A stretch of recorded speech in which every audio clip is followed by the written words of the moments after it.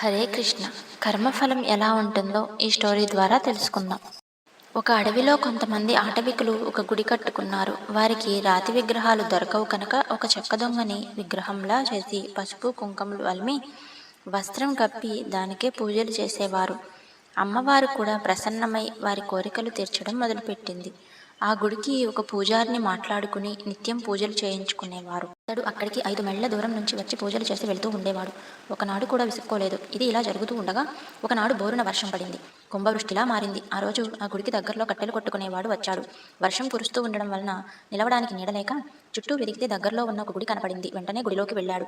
ఎదురుగా చూస్తే పెద్ద దొంగ కనపడింది. వెంటనే ఆహా, వర్షం వచ్చి చెట్లన్నీ తడిసిపోయాయి. ఈ రోజు కడుపుకి తిప్పలే అనుకుంటున్న తరుణంలో ఎదురుగా ఇంత పెద్ద దొంగ దొరకడం నా అదృష్టం అనుకుని ఆటవికులు పూజించే ఆ దొంగని కొట్టబోయాడు.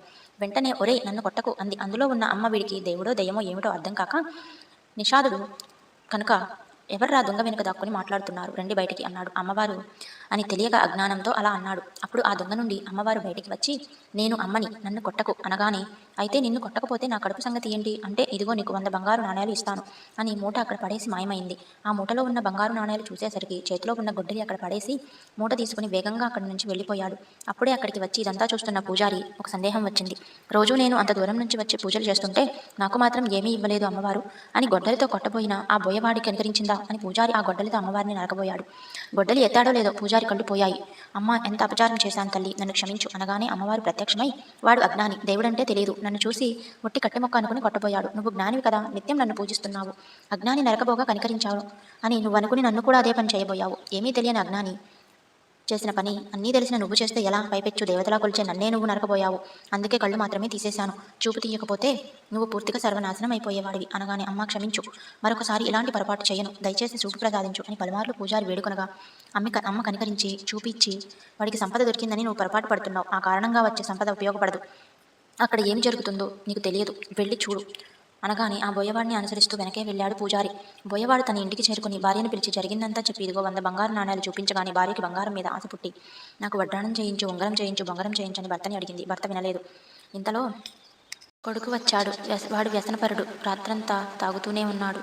అప్పటికే బాగా తాగి ఉన్నాడు. ఆ బంగారు నాణేలు చూసి, నాన్న, అవి నాకివ్వు, నేను జూదమాడాలి, బాగా తాగాలి, ఆ ధనం ఇలా ఇవ్వు అన్నాడు. భార్యని కొడుకుని బయటకు గెంటి లోపల ఉన్న బీరువాలో ధనాన్ని దాచాడు.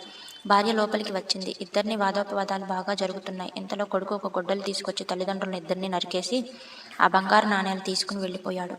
అకారణంగా వచ్చిన సంపద అకారణంగానే పోయింది.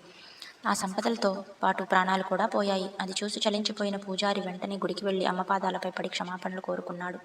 మనకు ఏది ఎప్పుడు కావాలో అప్పుడు ఈశ్వరుడికి తెలుసు. మనల్ని సృష్టించిన పరమాత్మకు మనకు ఎప్పుడు ఏది ఇవ్వాలో తెలుసు. పరమాత్మను కొలిచేటప్పుడు కష్టం రావచ్చు, కానీ నువ్వు చేసిన పూజా ఫలితం వచ్చే వరకు వేచి చూడాల్సిందే. ఏదో ఒకరోజు ఫలం వచ్చిందని ఫలితం రాకుండా మాత్రం ఉండదు. దైవానికి ఎవరి మీద పక్షపాతం ఉండదు. చేసే ప్రతి పనికి ఫలితాన్ని ఇస్తాడు. నువ్వు పరిపూర్ణుడు కావాలంటే ముందుగా నువ్వు శ్రద్ధ వహించాలి. బంగారం పుటం పెట్టిన తర్వాత ఎంత అద్భుతంగా తయారవుతుందో, చేసిన పాపాలు ప్రక్షాళన అయ్యే వరకు కష్టాలు పడుతున్నట్లు అనిపిస్తుంది. ఒకసారి కర్మ శుద్ధమవగానే పరిపూర్ణత్వం వస్తుంది. అప్పుడు ఎంచక్క ప్రతి క్షణం ఒకే స్థితి, ఆనందమే ఆనందం. ఆ తండ్రి పాదాలంతా చేరేంత వరకు. ఈ స్టోరీ మీకు నచ్చితే చిన్న లైక్ ఇవ్వండి. అలాగే ఇలాంటి మరిన్ని స్టోరీస్ కోసం ఛానల్ని సబ్స్క్రైబ్ చేసుకోండి.